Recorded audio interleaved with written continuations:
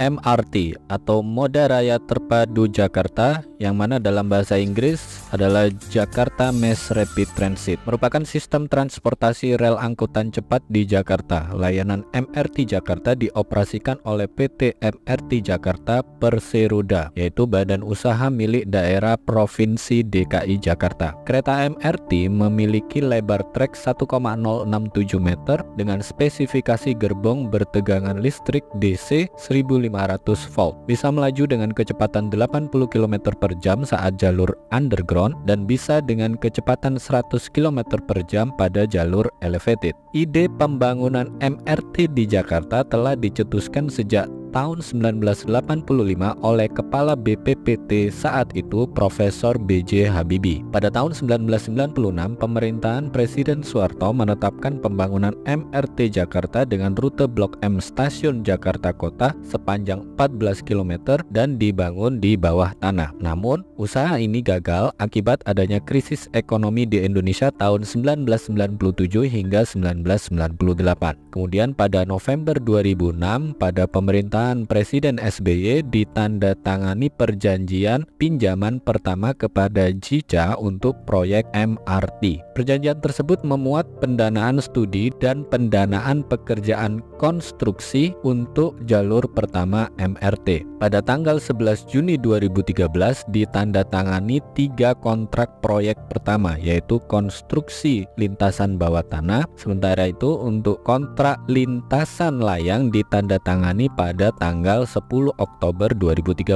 Proses pembangunan moda transportasi ini dimulai pada tanggal 10 Oktober 2013 ini kala Gubernur DKI masih dijabat oleh Bapak Joko Widodo. Jalur pertama layanan MRT Jakarta dioperasikan tanggal 24 Maret 2019, menjadikannya layanan moda raya terpadu pertama yang beroperasi di Indonesia. Yang telah beroperasi saat ini merupakan jalur fase 1 sepanjang 15,7 km menghubungkan stasiun Lebak Bulus dengan stasiun Bundaran HI, yang mana direncanakan MRT memiliki total jalur sepanjang 110,8 km.